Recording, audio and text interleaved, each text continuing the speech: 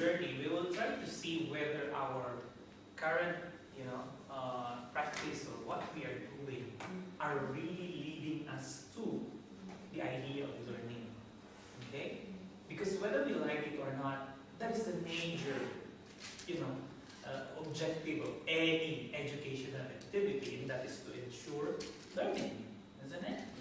So if we will just certify people that, okay, you passed my course, you have a B, you have an A, but if you will try to compare really, if half of the class have an A, half of the class have B, it doesn't mean all the B's have the same knowledge, isn't it? Yes. It doesn't mean all the A's have the same knowledge. Yes. So how are we going to somehow create a mental model of what is really learning? Okay? So in this journey, what I would like to share to you is how we simply ensure that we really are facilitating learning. Okay? So, you want us to start? Yes. Okay. So, very simple. I asked you to do something. Okay? Oh, Catherine, we asked them to do an assignment. Okay. I don't know if you So were should able I to. come in? Okay, just write any learning outcome that Dr. comes to Angelo you. is not going to give us links. No, promise. Not really nice, no. So this activity, I cannot do the entire constructive alignment as an experience, okay? Because what we will do is still a lecture type thing, and at the same time we will try to engage, okay? Now, the idea here is to, for me, if I deliver a module, the idea is always to change mental models, okay? That is my objective. If I will not achieve that in the end, then that means it's either I failed to deliver the goods, or my listener or participants is not ready for it. Okay? So that's the idea. Because I cannot control the learning that you will get out of this. It's the same paradigm that I have. Every time I will deliver a class, I will tell to the class, the benefit you will get from this encounter or in this engagement is not so much of what I can give. It is your, participation and engagement that will guarantee that, not me. Okay? I only have the content, but I don't have the power to tell you, learn. Isn't it? Yes. I don't have the power to do that. Yes. Okay? So, what I will do is, I will try to give you the principles, and then we will try to see whether we can apply this principle of constructive alignment. Okay? So this is what we want to achieve at the end of this session. Now, there are two major theories that underlie this thing or somehow supported this constructive alignment approach. Okay? The first one is phenomenography, and the other one is constructivism. You always hear constructivism now, because this is now the time where education is trying to wake up, because we miss a lot. Okay? Constructivism now is espousing a learning paradigm that says learning is being constructed by the learner, which is totally different from our orientation, isn't it? We still hear that learning is transfer of knowledge. For constructivist paradigm, it's no longer true. There is no such thing as transfer of knowledge. I cannot transfer what is in my brain to your brain. It won't happen. It won't happen. That's why our idea of learning now is no longer external. It is internally done by the learner. Okay? That is a very different mental model altogether. Okay? Now, what's this phenomenography? The idea here is that learning is happening on a certain point of experience. It's always a phenomenon. So meaning, we see things differently, we perceive things differently, we interpret reality differently, okay? We hear things differently actually. I'm saying one thing, but here you are, you have 5 here in my class now giving me different interpretation, isn't it? And nobody controls that. It's only the learner. So here, we are looking at learning experience in the way that we, the learner, is the architect of that experience. You're the one designing it. Okay? It's not me. Me, I will just create the condition. The mental model that will change now in your mind is something I cannot control, but I can facilitate. I may challenge what is inside your mind now. You may find out, oh, this is something new. Oh, I think I like it. That is the one that gives value to what I'm saying. Okay? So constructivism and this phenomenography gives us a very good insight on what learning is all about. It is an experience, and it's being constructed. Okay? If I look at your definition, Mm-hmm. phenomenography and constructivism, I do not quite see the difference. I think they are almost the same, no? Because the phenomenography is reality. You are saying that this is something, the relations and the nature of relation, like different aspects that define phenomena. In these situations, are you talking about the relations in the sense of what is happening now in the surrounding? Whether constructivism is what's happening in my mind? Yes. The variation is dependent on the learner. Then the same with constructivism. Yeah, it's not different. Is it? What I'm saying is these are the two major theories that helps the constructive alignment approach. Okay, we're not saying it's different.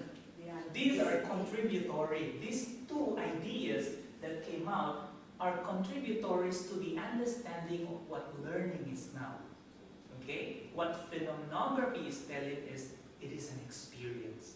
If it is a personal experience, that means it's a personal interpretation of the knowledge. Okay?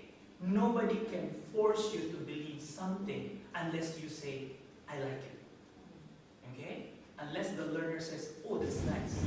I want to learn that. Okay? Because that is a different experience. Your experience is different from her experience, from her experience, from her experience, and for his experience. Nobody will have the same experience. That's what phenomenography is telling. Okay? That's why you will see here, what they are saying is that learners are so diverse. We can no longer use the generic treatment of students. I can no longer treat you similarly. Okay? If I will handle a class, the first thing that I need to do is understand your differences in terms of learning skills, learning, a habit, learning attitudes, and how you would like to engage the class.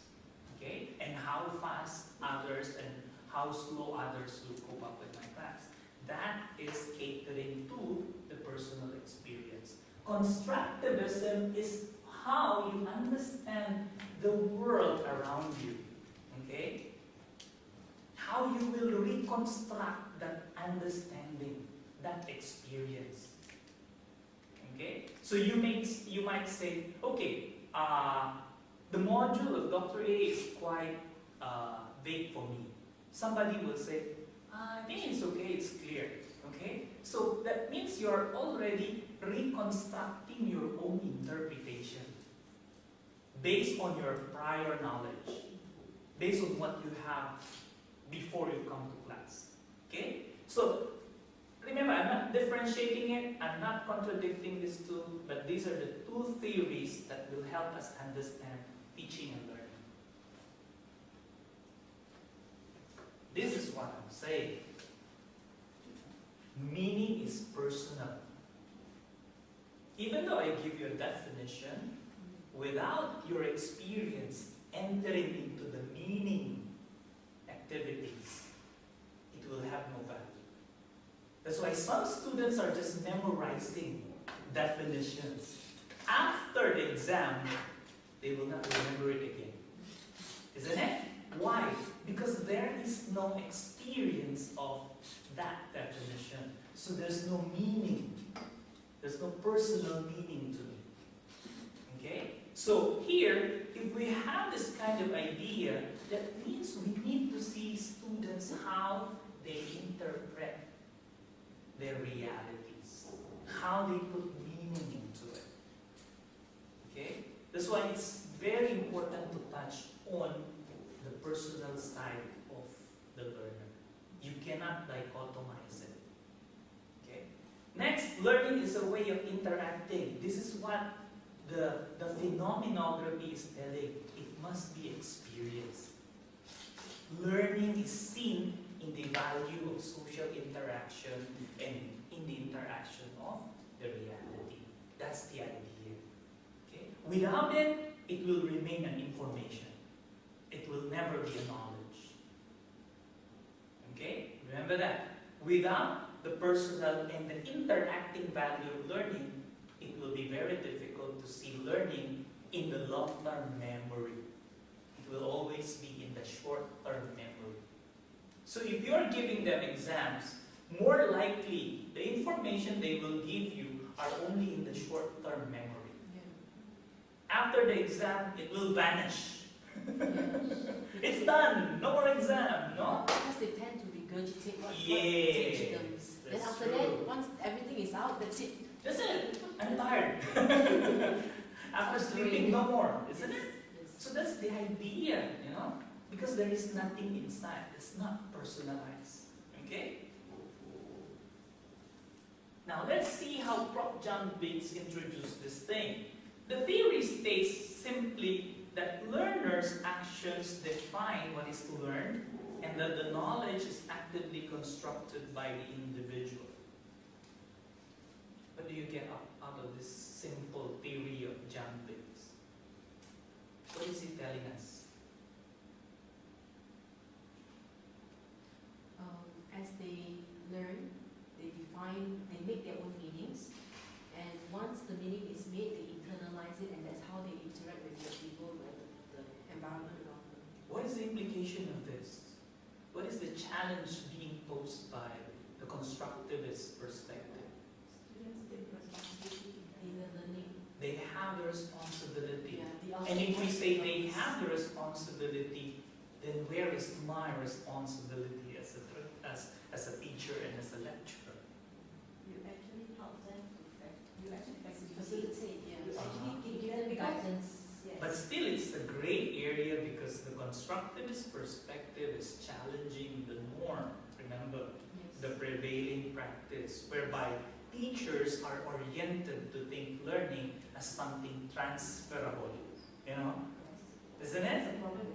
That's the mentality that is prevailing in the moment, isn't it? So it will create a vacuum in a gray area whereby, okay, I know what is constructive alignment, I know what is constructivist perspective, but still I believe I'm the one in control. Yes. Oops, So, something is wrong. There's no contradiction. I think that is the Isn't problem it? that we face. Yeah. Because we so used, I'm so used. Yes, nobody is exempted. Information. I am also a product of the same system. But how to change now my mental model to this thing is totally different. We have to unlearn.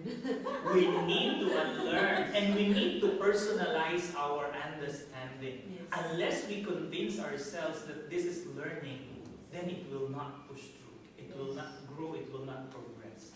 It will always go back to, okay, just memorize the content. Anyway, it's about the exam.